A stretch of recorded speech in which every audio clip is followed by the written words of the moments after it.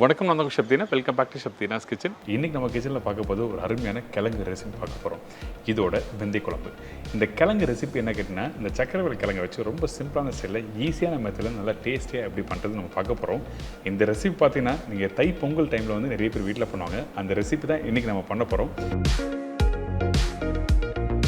இதோட ஒரு சூப்பரான வெந்தய குழம்பு.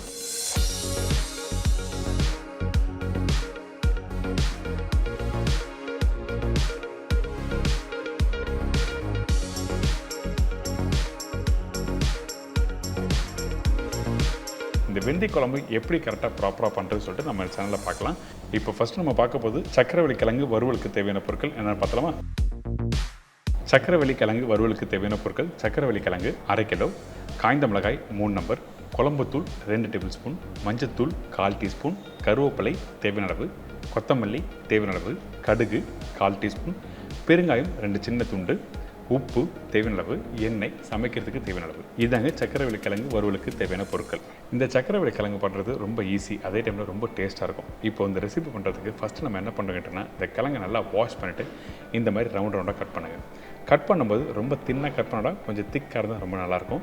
அது மட்டும் இல்லை, ரொம்ப தின்னாக கட் பண்ணால் உடையிறதுக்கு வாய்ப்பு இருக்குது. அதனால தான் இந்த மாதிரி திக்காக கட் பண்ண சொல்கிறேன். அதே டைமில் இந்த ப்ரிப்பரேஷன் பண்ணும்போது தோலை நீங்கள் பீல் பண்ண அவசியமே இல்லை. நீங்கள் தோலோடு போட்டு குக் பண்ணால் ரொம்ப சூப்பராக இருக்கும். இதுக்கு பிறகு இந்த மாதிரி அகலமான ஒரு கடாயத்துக்கு நீங்கள் ப்ரிப்பரேஷன் பண்ணும்போது கிழங்கு உடையிறதுக்கு வாய்ப்பு இருக்கும். அதனால தான் நம்ம என்ன பண்ணுறோன்னா, இந்த மாதிரி பெரிய கடாயத்துக்குன்னு சொல்கிறேன். இதுக்கு பிறகு தேவையான எண்ணெய், அதுக்கப்புறம் கடுகு போட்டுருக்கேன். இந்த கடுகு நல்லா பொரிஞ்சு வர டைமில் பெருங்காயம் போடுங்க.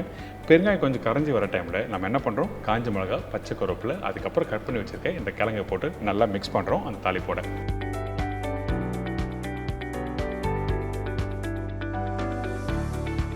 இதுக்கு பிறகு நம்ம என்ன பண்ணுறோன்னா, தேவையான உப்பு போடுறோம். உப்பு போட்டு இந்த கிழங்கு வேக வைக்கிறதுக்கு ரொம்ப டைம் எடுக்காது. அதிகபட்சம் ஒரு 5லேருந்து 10 நிமிஷத்தில் இந்த ரெசிபி முடிஞ்சிடும். அதே டைமில் நம்ம என்ன பண்ணுறோம், கொஞ்சம் மஞ்சத்தூள் போடுறோம். மஞ்சத்தூள் போட்ட பிறகு நல்லா மிக்ஸ் பண்ணுங்கள்.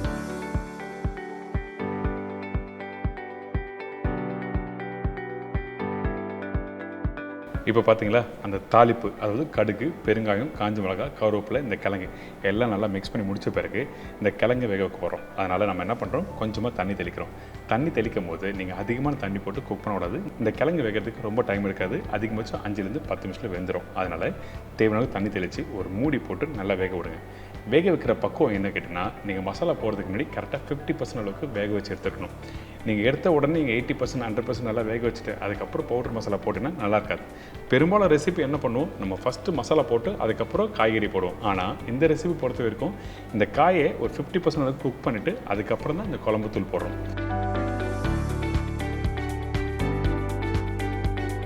இந்த குழம்பு தூள் வீட்டில் இல்லாதவங்க மிளகாய் போட்டு தனியா பவுடர் போட்டு நீங்கள் ரெசிபி கம்ப்ளீட் பண்ணிக்கலாம். இப்போ குழம்பு தூள் போட்டாச்சுல, போட்ட பிறகு மெதுவாக அப்படி நல்லா மிக்ஸ் பண்ணுங்கள். மிக்ஸ் பண்ணிவிட்டு அதுக்கப்புறம் கொஞ்சமாக தண்ணி தெளித்து அதுக்கப்புறம் திருப்பி ஒரு 2 நிமிஷம் குக் பண்ணி எடுத்திங்கன்னா ஒரு அருமையான சக்கரவள்ளி கிழங்கு வறுவல் ரெடி. ரொம்ப சிம்பிள், அதிகபட்ச பொருள் இல்லாமல் ரொம்ப ஈஸியான பொருளை வச்சு ஈஸியாக வீட்டில் நல்லா டேஸ்ட்டாக எப்படி பண்ணுறது சொல்லிட்டு இப்போ உங்களுக்கு தெரிஞ்சிருக்கும். கடைசியாக கொஞ்சம் கொத்தமல்லி போட்டு நல்லா தாராளமாக நல்லா மிக்ஸ் பண்ணி அதுக்கப்புறம் இந்த வெந்தய குழம்போட தொட்டு சாப்பிட்டு பாருங்களேன், அந்தளவுக்கு சூப்பராக இருக்கும்.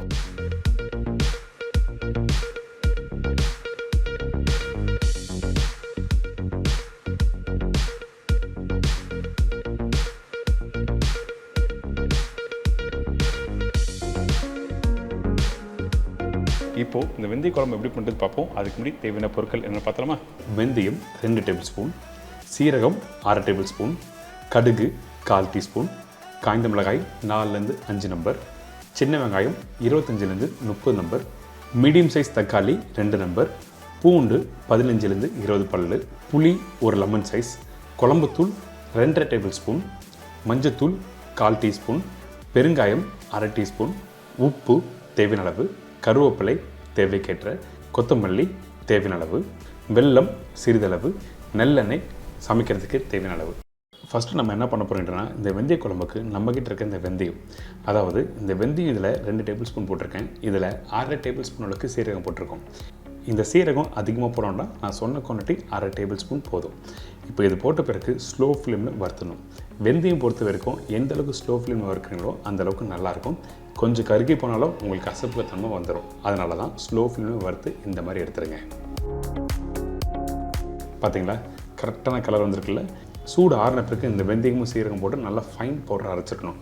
கொஞ்சம் கூட குறைன்னு அரைச்சிடக்கூடாது. எந்த அளவுக்கு ஃபைன் பவுடர் அரைக்க முடியுமோ அந்த அளவுக்கு ஃபைன் பவுடர் அரைச்சிருங்க. ஏன் கேட்டிங்கன்னா இந்த வெந்தயம் கொஞ்சம் குறை இருந்தால் கூட நீங்கள் சாப்பிடும்போது கண்டிப்பாக நல்லா இருக்காது, அதாவது கசப்பாக இருக்கும். அதனால தான் நம்ம என்ன பண்ணுறோம், இந்த மாதிரி ஃபைன் பவுடரை அரைச்சி எடுத்துடணும்.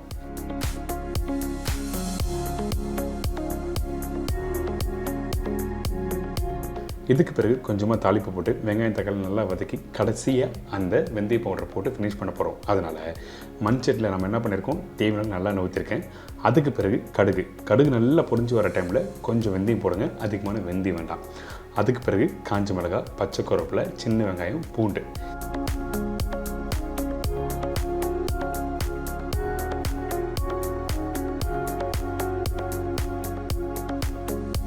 இதெல்லாம் போட்ட பிறகு நல்லா வதக்க ஆரம்பிங்க. இந்த வெங்காயம் வதக்கிற பக்குவம் என்ன கேட்டால் கரெக்டாக ஒரு 50 to 60% அளவுக்கு வதங்கினா மட்டுமே போதும். அதுக்கு பிறகு தக்காளி போட ஆரம்பிங்க. ரொம்ப வதக்கிட்டு அதுக்கு பிறகு தக்காளி போட்டிங்கன்னா உங்களுக்கு மசாலா டெக்ஸ்சர் மாற ஆரம்பிச்சிடும். அதனால தான் இந்த வெங்காயம் கொஞ்சம் முழுசாகவே இருக்கணும். சரிங்களா?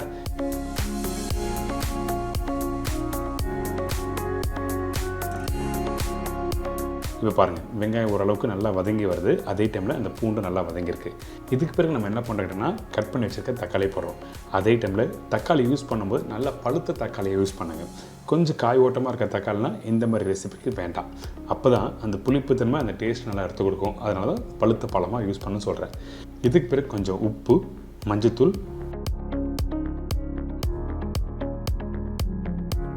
குழம்புத்தூள். இந்த குழம்புத்தூள் எப்படி பண்ணுறது சொல்லிட்டு நம்ம சேனல் ஆல்ரெடி பார்த்துருக்கோம். அதோட லிங்க்கை நான் கீழே கொடுத்துருக்கேன், ட்ரை பண்ணி பாருங்கள். இந்த குழம்புத்தூள்லேயே எல்லாமே இருக்கும். அதாவது தனியா, காஞ்ச மிளகாய், கடலைப்பருப்பு, அதுக்கப்புறம் மிளகு எல்லாமே போட்டு அரைச்சது தான் இந்த குழம்புத்தூள். நார்மலாக நம்ம வீட்டில் யூஸ் பண்ணுற அந்த குழம்புத்தூள் இந்த மாதிரி ரெசிபிக்கு வீட்டில் யூஸ் பண்ணால் ரொம்ப நல்லாயிருக்கும். அதனால தான் குழம்புத்தூள் மட்டுமே யூஸ் பண்ணியிருக்கேன். இதுக்கு பிறகு பெருங்காயம். இந்த பெருங்காயம்லாம் போட்ட பிறகு இந்த மசாலாவோட நல்லா மிக்ஸ் பண்ணுங்கள். அதாவது அந்த எண்ணெயிலே நல்லா வதக்கணும்னு சொல்ல வரேன். வதங்கி வர டைமில் நம்ம என்ன பண்ணுறோம், கொஞ்சமாக தண்ணி ஊற்றி இதை நல்லா குக் பண்ணுறோம். அதுக்கு முன்னாடி இந்த வெங்காயம் தக்காளி கொஞ்சம் தொக்கு மாதிரி ரெடியாக இருக்கணும். அதுக்கு பிறகு தான் தண்ணி ஊற்றணும். சரிங்களா? ஏன் கேட்டிங்கன்னா அப்போ தான் அந்த டெக்ஸ்சர் நல்லா கொடுக்கும், அந்த கிரேவியோட பக்கம் கொடுக்கும். நார்மலாக வீட்டில் குழம்பு பண்ணும்போது தேங்காய் பாலோ இல்லை தேங்காய் பேஸ்ட்டோ போடுவீங்க. அப்படி போட்டிங்கன்னா உங்களுக்கு திக்கான ஒரு டெக்ஸ்சர் கொடுத்துரும். இந்த மாதிரி வெந்தய குழம்பு பண்ணுறதுக்கு தேங்காய் யூஸ் பண்ண போதில்லை. அதனால தான் தொக்கு மாதிரி வதக்கிட்டு அதுக்கு பிறகு தேவையான தண்ணி ஊற்றி கொஞ்சம் கொத்தமல்லி போட்டு ஒரு மூடி போட்டு நல்லா கொதிக்க விடுங்க. அதுக்கு பிறகு ஓப்பன் பண்ணி பார்த்தீங்கன்னா இந்த குழம்பு நல்லா கொதிச்சு வந்திருக்கும். அதே டைமில் அந்த மசாலா பச்சை வாசனை போயிருக்கும். இப்போ பாருங்கள், அந்த குழம்பு கொஞ்சம் லைட்டாக திக்கான மாதிரி இருக்கும். இந்த மாதிரி தான் இருக்கணும். அதே டைமில் அந்த மசாலா வெந்து வர டைமில் மேலே எண்ணெய் மேலே வரும். இந்த மாதிரி வந்த பிறகு நம்ம என்ன பண்ணுறோன்னா கரைச்சி வச்சுருக்க அந்த புளி தண்ணியை இதில் ஊற்றுறோம். புளி தண்ணி யூஸ் பண்ணும்போது கருப்பு புளினா கொஞ்சம் கலர் மாறும். இதே வெள்ளை புளினா கரெக்டான அந்த குழம்புத்தூளோட கலர் டெக்ஸ்சர் வந்துடும். கருப்பு புளி யூஸ் பண்ணும்போது, அதாவது கருப்பு புளினா பழைய புளி, அந்த பழைய புளி யூஸ் பண்ணும்போது டேஸ்ட் நல்லா சூப்பராக இருக்கும். ஆனால் சில பேருக்கு பிடிக்காது. உங்களுக்கு பிடிச்ச மாதிரி நீங்கள் புளியை மாற்றி யூஸ் பண்ணிக்கலாம். அதுக்கு பிறகு கொஞ்சமாக தண்ணி ஊற்றி திருப்பி மூடி போட்டு நல்லா கொதித்து வந்ததுன்னா இந்த மாதிரி குழம்பு ரெடி. இப்போ ஆல்மோஸ்ட் கிரேவி ரெடி ஆகிடுச்சு.